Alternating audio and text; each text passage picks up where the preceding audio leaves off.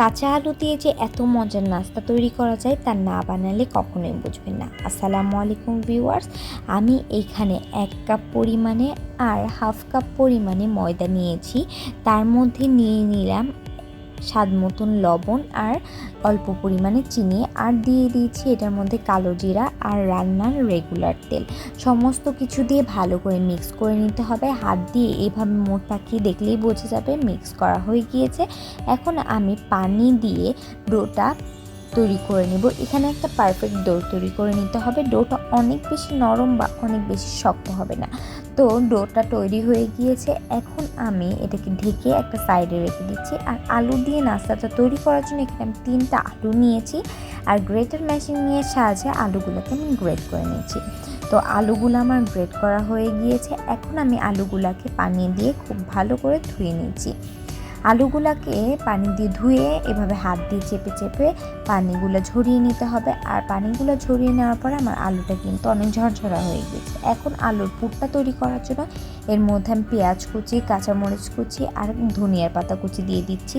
সাথে দিয়ে দিলাম স্বাদ মতন লবণ আর স্বাদ মতন বিট লবণ, আর দিয়ে দিচ্ছি চিলি ফ্লেক্স, জিরার গুঁড়ি আর চাট মশলা। বিট লবণটা দিলে যে কোনো স্ন্যাক্স আইটেম অনেক বেশি ফ্লেভারফুল হয়। তো সমস্ত উপকরণ দিয়ে ভালো করে মিক্স করার পরে আমি এখানে দিয়ে দিচ্ছি চিলি সস। আপনারা চাইলে চিলি সসটা দিতেও পারেন, নাও দিতে পারেন। তো চিলি সসটা দিয়ে ভালো করে আমার পুরটা মেখে নেওয়া হয়ে গিয়েছে। এখন যে ডোটা সাইডে রেখেছিলাম এই ডোটার থেকে ছোট ছোট করে লেচি কেটে নিতে হবে। লেচিগুলো বেশি বড়ও করা যাবে না, বেশি ছোটও করা যাবে না।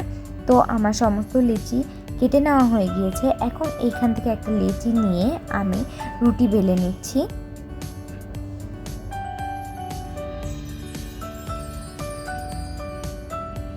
তো রুটিটা বলা হয়ে গিয়েছে। এখন এটার মধ্যে আলুর যে পুরটা রেখেছিলাম তৈরি করে সেই পুরটা দিয়ে দিচ্ছি। 4 সাইড দিয়ে একটু পানি দিয়ে দিব, যাতে আমি যখন এটা শেপ দিব তখন এটা খুলে না যায়। শেপটা আমি একটু রোল শেপের করে নিব। তো এভাবে করে আমি আলুর এই স্ন্যাক্সের শেপটা দিয়ে নিচ্ছি। তো দেখেন আমার কিন্তু রোল টাইপের শেপ দেওয়া হয়ে গিয়েছে। এখন আমি এভাবে আপনাদের সুবিধার জন্য আরেকটা দেখিয়ে দিচ্ছি। তো একটা লেচি নিয়ে ভালো করে বেলে তার মধ্যে আলুর পুরটা দিয়ে চারপাশে পানি দিয়ে রোলের শেপ করে নিতে হবে। তো আমার এই নাস্তাটাও রেডি হয়ে গিয়েছে। এভাবে করে সমস্ত নাস্তা রেডি করা হয়ে গিয়েছে। এখন আমি নাস্তাগুলোকে ভেজে নিচ্ছি। তার জন্য আমি চুলায় তেল দিয়েছিলাম। তেল গরম হয়ে যাওয়ার পর সমস্ত নাস্তা দিয়ে এপিঠ ওপিঠ করে ভেজে নিচ্ছি। নাস্তাগুলোকে একেবারে হাই ফ্লেমে ভাজা যাবে না, মিডিয়াম ফ্লেমে ভাজতে হবে, না হলে কিন্তু ভেতরের আলুগুলা কাঁচা রয়ে যাবে। তো এভাবে করে আমি সমস্ত নাস্তা ভেজে নিলাম। এখন আমি একটা নাস্তা আপনাদেরকে ভেঙে দেখিয়ে দিচ্ছি ভেতরটা কত পারফেক্ট হয়েছে। এইটা কিন্তু উপর দিয়ে অনেক ক্রিস্পি হয়েছে আর ভেতরটা খুবই সফট, আর আলুগুলাও অনেক ভালো করে সিদ্ধ হয়ে গিয়েছে। বাসায় অবশ্যই এই নাস্তাটা তৈরি করে খাবেন, অনেক বেশি মজার। ছোট থেকে বড় সবাই পছন্দ করবে। ভালো লাগলে একটা শেয়ার করে দিবেন রেসিপিটা। আল্লাহ হাফেজ।